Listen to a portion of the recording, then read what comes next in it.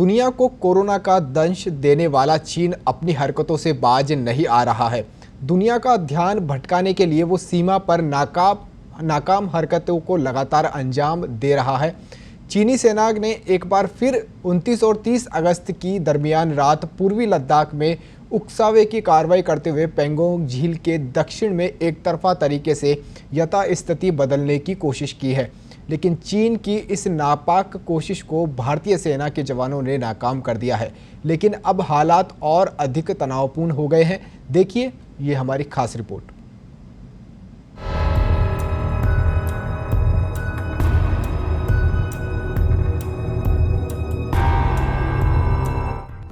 हम वो लोग हैं जो बांसुरी धारी कृष्ण की पूजा करते हैं, तो हम वही लोग हैं जो सुदर्शन चक्रधारी कृष्ण को भी आदर्श मान करके चलते हैं। इसी प्रेरणा से हर आक्रमण के बाद भारत और सशक्त होकर उभरा है। प्रधानमंत्री नरेंद्र मोदी ने यह बात 3 जून को देश के सिर यानी सबसे ऊंची चोटी लद्दाख से कही थी। गलवान घाटी में 20 भारतीय सैनिकों की शहादत के बाद अचानक लद्दाख पहुंचे मोदी ने उस वक्त ये संदेश दिया था कि भारत किसी को भी उकसाने की कार्रवाई नहीं करता है, लेकिन अगर उसकी तरफ कोई आंख उठाने की कोशिश करेगा तो उसे करारा जवाब देने में भी भारतीय सैनिक पीछे नहीं हटेंगे। अब जब चीन ने तमाम वादों और समझौतों को दरकिनार करते हुए एक बार फिर घुसपैठ की कोशिश की, तो भारतीय सेना ने भी चीन के नापाक इरादों को नाकाम कर दिया। पेंगोंग इलाके में की गई चीन की इस नापाक कोशिश को भारतीय सेना के जवानों ने नाकाम कर दिया, लेकिन अब हालात और अधिक तनावपूर्ण हो गए हैं। सरकार के बयान के मुताबिक 29 और 30 अगस्त की रात को चीनी सेना के करीब 200 जवानों ने बॉर्डर पर हालात बिगाड़ने की कोशिश की और भारतीय सीमा में घुसपैठ करने लगे, लेकिन भारतीय सेना के जवान पहले से ही इसके लिए तैयार थे, इसलिए चीन की कोशिश सफल ना हो सकी। भारत सरकार की ओर से जारी बयान के मुताबिक पिछली बैठकों में शांति की जो कोशिशें हुई और जो तय किया गया था, चीनी पक्ष ने उन बातों का उल्लंघन किया। इस झड़प के बाद दोनों देशों की सेनाएं एक बार फिर बात कर रही है। तनाव की स्थिति के बाद भारत ने लेह श्रीनगर हाईवे को आम लोगों के लिए बंद कर दिया है। पेंगोंग इलाके के पास स्थिति काफी तनावपूर्ण है। ऐसे में रक्षा विशेषज्ञों का कहना है कि ये स्थिति अक्टूबर तक काफी बिगड़ सकती है। चाइना जो है बड़ा डिवियस है, हम किसी प्रकार से उसके ऊपर कोई विश्वास नहीं कर सकते।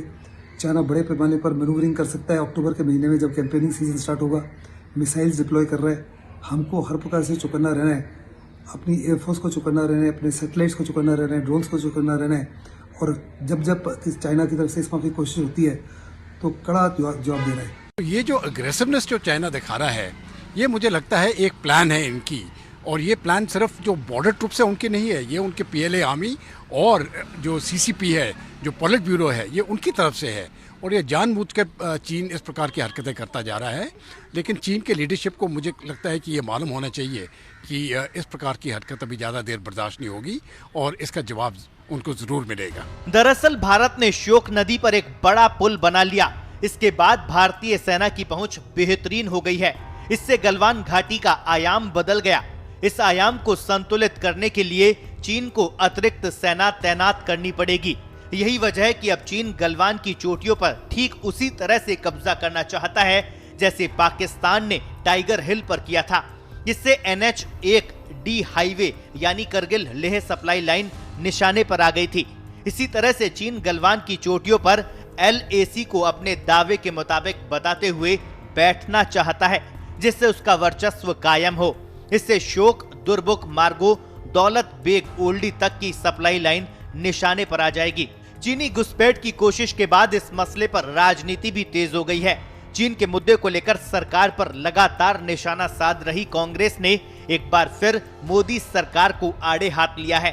कांग्रेस प्रवक्ता रणदीप सुरजेवाला ने कहा कि आए दिन भारत की संप्रभुता पर हमला हो रहा है, आए दिन हमारी सरजमी पर कब्जे का दुस्साहस, आए दिन देश की धरती पर चीनी घुसपैठ की खबरें आ रही है। मोदी जी पर लाल आंख कहां है? चीन से आंखों में आंखें डाल कब बात होगी? पीएम मोदी मौन क्यों हैं? आए दिन भारत की संप्रभुता पर हमला बोला जा रहा है। आए दिन चीनी दुस्साहस और चीनी घुसपैठ की खबरें सामने आ रही हैं। आए दिन भारत की अस्मिता पर अतिक्रमण हो रहा है, हमारी सरजमी पर कब्जा किया जा रहा है, परंतु मोदी सरकार है कहां? आज जो खबर आई, आज जो रक्षा मंत्रालय की प्रेस विज्ञप्ति आई, ये अपने आप में चौंकाने वाली है, जिसमें बताया गया कि किस प्रकार से 29 और 30 अगस्त को चीनी सेना ने भारतीय सेना से झड़प की और हमारी सरजमी पर कब्जे का एक बार फिर दुस्साहस किया।